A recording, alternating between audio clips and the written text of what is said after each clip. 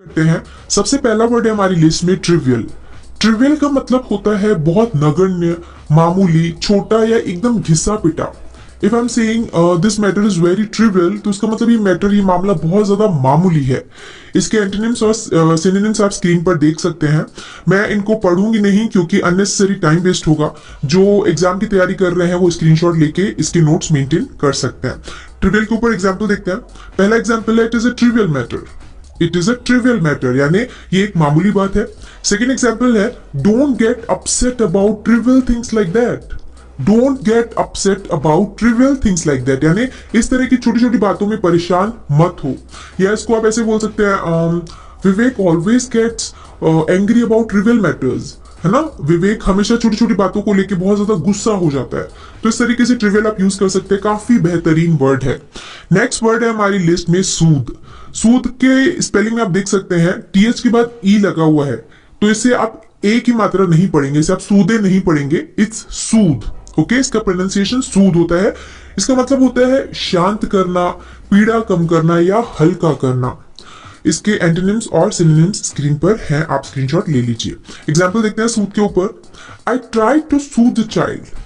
I tried to soothe the child यानी मैंने बच्चे को शांत करने की कोशिश की। बच्चा आपको परेशान कर रहा होगा, तो अगर आप उसे शांत करते हैं, उसे हल्का फील करवाते हैं, यानी आप उसे कुल मिला के अगर आप उसे कंसोल करते हैं तो उसको बोलते हैं सूद करना। Okay, I tried to soothe the child. Next example, this medicine will soothe your headache.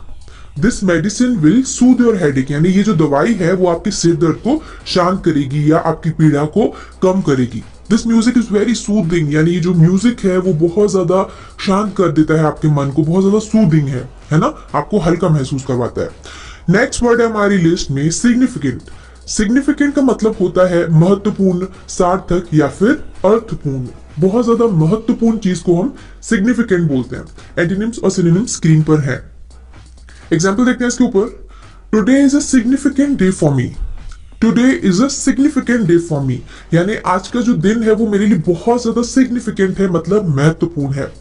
Next example, do you think that significant. Do you think that significant यानी क्या आपको लगता है कि ये महत्वपूर्ण है, ये सिग्निफिकेंट है, या इसका मेरे लिए कोई सिग्निफिकेंस नहीं है, यानी इसके लिए मेरे लिए कोई इसका महत्व नहीं है। तो सिग्निफिकेंट भी एक बहुत ज्यादा यूजफुल वर्ड है। नेक्स्ट वर्ड है हमारी लिस्ट में कॉन्क्रीट। कॉन्क्रीट का मतलब होता है ठोस, यथार्थपूर्ण या किसी चीज को ठोस रूप देना। अगर किसी लिक्विड को मैं बोल रही हूँ उसे ठोस बनाओ, तो आप बोलोगे I am transforming it into concrete form, या कॉन्क्रीट मतलब बहुत ज्यादा ठोस। इसके एंटोनिम सिनोनिम स्क्रीन पर है। एग्जाम्पल देखते हैं इसके ऊपर। Our plans are not yet concrete. Our plans are not yet concrete यानी हमारी जो भी योजनाएं हैं ठोस नहीं है। मतलब आपने कुछ प्लान किया होगा, वो अभी ऐसे ही है, मे बी आपके थॉट्स में है, बट कॉन्क्रीट नहीं है, एग्जैक्टली आप उसे एग्जीक्यूट नहीं कर सकते। तो कॉन्क्रीट ऐसे भी यूज होता है। और इसका सेकेंड एग्जाम्पल देखिए, she has no concrete evidence. She has no concrete evidence यानी उसके पास कोई ठोस सबूत नहीं है। नेक्स्ट वर्ड है इंजीनियस। इंजीनियस का मतलब होता है शानदार, प्रतिभावान, चालाक या फिर कुशल। कोई अगर आपको आइडिया बहुत शानदार लगता है तो आप बोलोगे it's an Angénieux idea. Angénieux मतलब बहुत शानदार। ओके, और प्रतिभावान, चालाक और कुशल को भी इंजीनियस ही बोला जाता है। एग्जाम्पल देखिए इसके ऊपर। It's an ingenious way of saving energy. It's an ingenious way. अगर आपको बिजली बचाने का कोई अच्छा तरीका किसी के घर में दिख जाए तो आप बोलोगे इट्स एन इंजीनियस वे यानी ये बहुत ज्यादा नया, इनोवेटिव, शानदार तरीका है ये। Okay, next example, she is very Angénieux in finding excuses. She is very Angénieux in finding excuses यानी वो बहाने खोजने में बहुत ही चालाक है। वो तुरंत आपको ऐसे बहाना बता देगी, आपको पता भी नहीं चलेगा। तो she is very Angénieux in finding excuses, और इन जनरल भी आप बोल सकते हो शी इज वेरी इंजीनियस यानी वो बहुत ज्यादा चालाक या चतुर है। तो अगला वर्ड है हमारा इनकंसिडरेट। इनकंसिडरेट का मतलब होता है बहुत ज्यादा अविवेकी, लापरवाह, ऐसा इंसान जिसे दूसरों की परवाह ना हो या बेलिहाज, जिसमें बहुत ज्यादा शर्म ना हो यानी दूसरों की चिंता ना करता हो, उसे हम इनकंसिडरेट बोलते हैं। आई गेस ये नया वर्ड है, अगर नया है तो नीचे कमेंट सेक्शन में जरूर मेंशन करिएगा। ओके, एनीवेज के एंटोनिम्स और सिनोनिम्स आप स्क्रीन पर देख सकते हैं, आप चाहें तो इसका स्क्रीनशॉट ले लीजिए। इनकंसिडरेट के ऊपर एग्जाम्पल देखिए। पहला example, he is inconsiderate to his family. He is inconsiderate to his family, यानी वो अपने परिवार के प्रति लापरवाह है, यानी उसे अपने परिवार के लोगों की चिंता नहीं है। Next example, it was inconsiderate of him to forget. अगर कोई आपकी चीज भूल जाए तो आप बोलते हो ना ये तो बहुत लापरवाह है, यानी उसको भूलना एक बहुत मेजर लापरवाही है, तो उसके लिए आप ये सेंटेंस यूज कर सकते हैं, it was inconsiderate of him to forget, यानी उसका भूलना बहुत ही ज्यादा लापरवाह था। नेक्स्ट वर्ड है हमारी लिस्ट में एम्बिगियस। एम्बिगियस भी एक अच्छा वर्ड है। इसका मतलब होता है अस्पष्ट या फिर अनिकार्थी। अगर आप किसी से क्वेश्चन पूछें और अगर आपको कोई ऐसा आंसर दे जो आपको समझ ना आए, जिसके एक से ज्यादा मतलब निकलते हो, तो उसको आप बोलोगे उसने मुझे बहुत एम्बिगियस आंसर दिया, यानी उसका जो आंसर था वो स्पष्ट नहीं था। ठीक है, अब देखते हैं एग्जाम्पल। पहला एग्जाम्पल है इसके ऊपर, he gave me an ambiguous answer. He gave me an ambiguous answer, यानी उसने मुझे एक अस्पष्ट जवाब दिया। Next example, it's an ambiguous statement। It's an ambiguous statement, यानी अगर कुछ देश में घटना हो जाए, ओके, और किसी भी पॉलिटिशियन को उसके ऊपर स्टेटमेंट देना हो, तो अगर वो किसी चीज की रिस्पॉन्सिबिलिटी नहीं देना चाहता तो वो एक ऐसा आंसर देता है जो बहुत ज्यादा डिप्लोमेटिक होता है, अस्पष्ट होता है ना, एकदम क्लियर आंसर नहीं होता, तो उसको हम बोलेंगे इट्स एन एम्बिगुअस स्टेटमेंट, यानी ये एक अस्पष्ट बयान है। नेक्स्ट वर्ड है हमारी लिस्ट में फैसिनेटिंग। फैसिनेटिंग का मतलब होता है मनोहर, आकर्षक, मोहिनी या फिर लुभावना। अगर कोई चीज आपको बहुत ज्यादा अच्छी लगे, बहुत ज्यादा अट्रैक्ट करे, लुभावनी लगे, तो उसको बोलते हैं इट्स फैसिनेटिंग। ओके, एग्जाम्पल, पहला एग्जाम्पल है, that sounds absolutely fascinating. That sounds absolutely fascinating, यानी ये बहुत आकर्षक सुनाई देता है, it's absolutely fascinating.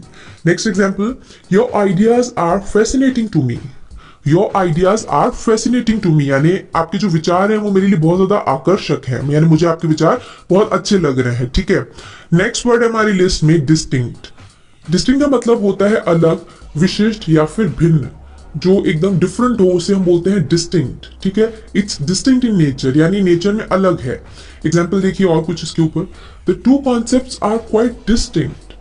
The two concepts are quite distinct, यानी ये दोनों अवधारणाएं काफी अलग हैं, आपस में मेल नहीं खाती, दोनों अलग हैं, they are distinct. Next example, his pronunciation is quite distinct. His pronunciation is quite distinct. आपने अलग अलग स्टेट के लोगों को बोलते हुए सुना होगा, कई बार लोगों का प्रोनाउंसिएशन जो होता है, उच्चारण होता है, वो बहुत अलग होता है, तो बोलते ना उसका उच्चारण या चीजों को लेकर जो प्रोनाउंसिएशन है बहुत अलग है, तो उसके लिए आप ऐसे सेंटेंस यूज करेंगे, उनका उच्चारण काफी अलग है, his pronunciation is quite distinct. Next word है हमारी लिस्ट में एबॉलिश। एबॉलिश का मतलब होता है समाप्त करना, रद्द करना या खत्म कर देना। ठीक है, ये किसी चीजों को लेकर भी यूज हो सकता है, नियमों को लेकर भी यूज हो सकता है, जैसे कोई रूल को अगर आपको रद्द करना हो, तो I am trying to abolish this rule, यानी मैं इस रूल को, इस नियम को रद्द करने की कोशिश कर रहा हूं, इस तरीके से भी अबॉलिश यूज होता है। एग्जाम्पल देख लेते हैं कुछ और इसके ऊपर। पहला example, the government is planning to abolish subsidies to farmers. The government is planning to abolish, यानी जो सरकार है वो नष्ट करने की कोशिश कर रही है, क्या, सब्सिडीज टू फार्मर्स, किसानों की सब्सिडी को खत्म करने की योजना बना रही है सरकार। Next example, some MPs want to abolish the tax altogether.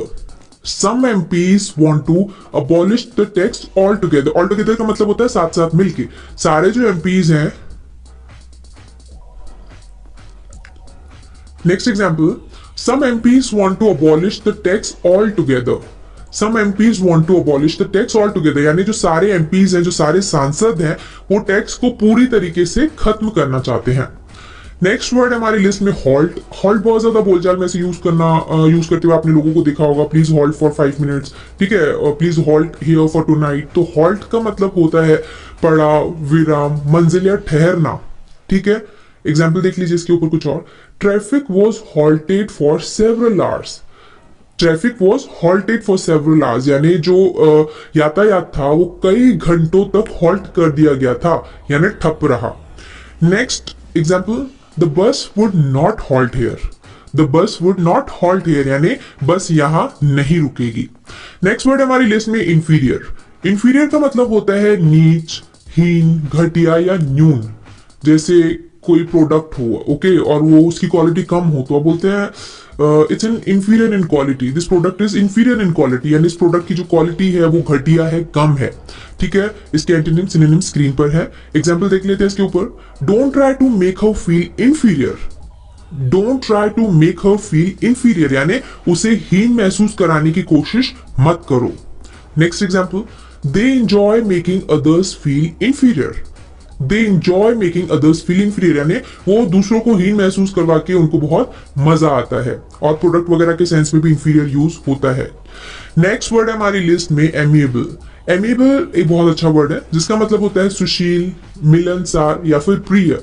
अगर कोई लड़का बहुत ज्यादा अच्छे नेचर का हो या लड़की बहुत अच्छे नेचर की हो तो हम बोलते हैं she is amiable in nature, है ना। She is amiable in nature, यानी उसकी नेचर जो है वो एमिएबल है, मिलनसार है। एग्जाम्पल देख लीजिए इसके ऊपर कुछ और, she is amiable to everyone या everybody. She is amiable to everybody, यानी वो सबके साथ मिलनसार है, सबके लिए मिलनसार है, वो सबके साथ अच्छे से बात करती है। Next example, she was in amiable mood.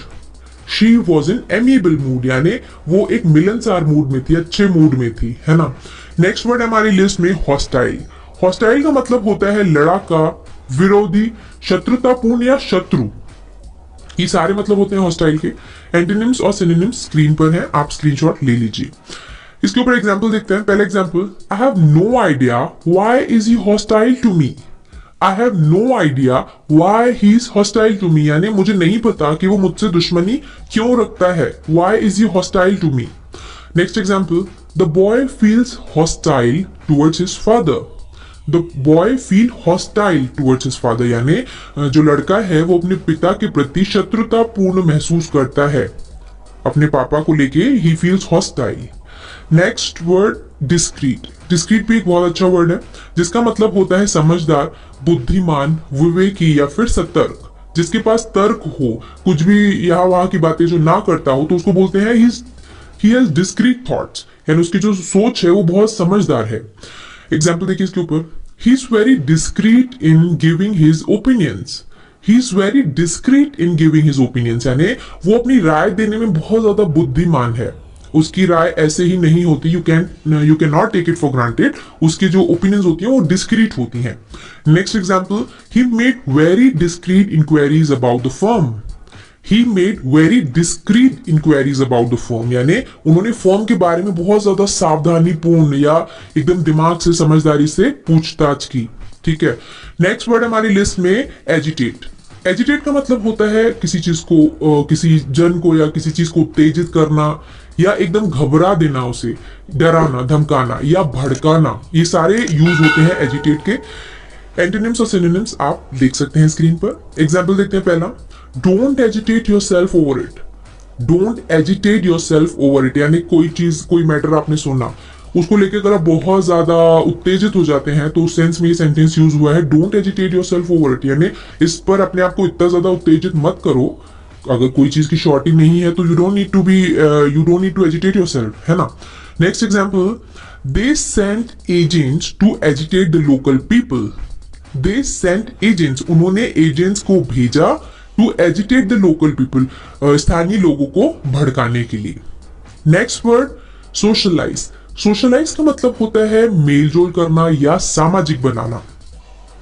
He सोशलाइजेस too much, वो बहुत ज्यादा सोशलाइज करता है, यानी बहुत ज्यादा मेलजोल रखता है लोगों के साथ। आपको सोशलाइज करना चाहिए, तो सोशलाइज मतलब मेलजोल करना या सामाजिक बनना। एग्जाम्पल देखते हैं इसके ऊपर, she doesn't like to socialise.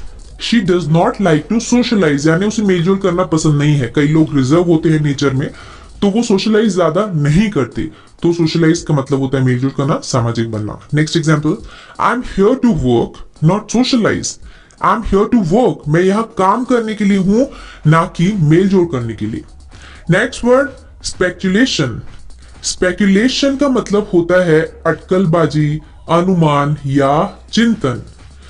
आपको अभी पूरा मैटर पता ही नहीं है, अगर आप उसको लेके कुछ अनुमान लगाएं कि मुझे लगता है ऐसा ऐसा हुआ होगा, तो उसको बोलते हैं speculation. When you are not sure about something and you are just guessing it randomly, तो इट्स कॉल्ड स्पेकुलेशन। ओके, इसके ऊपर एग्जांपल देख लेते हैं। I am tired of all the speculations about me. I am tired of all the speculations about me. Usually जो बड़े बड़े stars होते हैं तो उनके बारे में बहुत सारी चीजें ऐसे छपती रहती हैं which is not actually true, पर वो लोग अनुमान लगाते रहते हैं। तो इस तरीके के सेंटेंसेस वो यूज कर सकते हैं। I am tired of such speculations about मी, मैं अपने बारे में इस तरह के सभी अनुमानों से थक चुका हूं। Next example, there's speculation that the president is ill. There is speculation that the president is ill. यानी ऐसी अटकलें हैं कि राष्ट्रपति बीमार हैं, यानी ऐसा कुछ कंफर्मेशन नहीं आया है, बट ये एक स्पेकुलेशन है. नेक्स्ट वर्ड है लीनियंट. लीनियंट भी बहुत ज्यादा यूज होता है, यूजफुल वर्ड है, बहुत यूज होता है डेली लाइफ में. इसका मतलब होता है उदार, मृदु या फिर नरम. उसके पेरेंट्स बहुत लीनियंट हैं, यानी उसके जो पेरेंट्स हैं वो बहुत उदार हैं, मतलब स्ट्रिक्ट नहीं है. एग्जाम्पल देख लेते कुछ और. She is too lenient with her friends, यानी वो अपने दोस्तों के साथ बहुत उदार है. Next example, why are you so lenient. अगर आपके लिए कोई हमेशा आपकी हेल्प करते रहता है तो आप बोलते हैं ना, why are you so lenient, यानी तुम इतने ज्यादा भी उदार क्यों हो, why do you help me always. इस तरीके से लीनियंट यूज होता है. देखते हैं नेक्स्ट वर्ड है डिसहार्टनिंग. डिसहार्टनिंग का मतलब होता है एकदम निराशाजनक. जो चीज आपके दिल को तोड़ दे उसको हम बोलेंगे इट्स डिसहार्टनिंग टू मी या disheartening to hear that. Antonyms और सिनोनिम्स हैं स्क्रीन पर. एग्जाम्पल देखते हैं. पहला example, it was a disheartening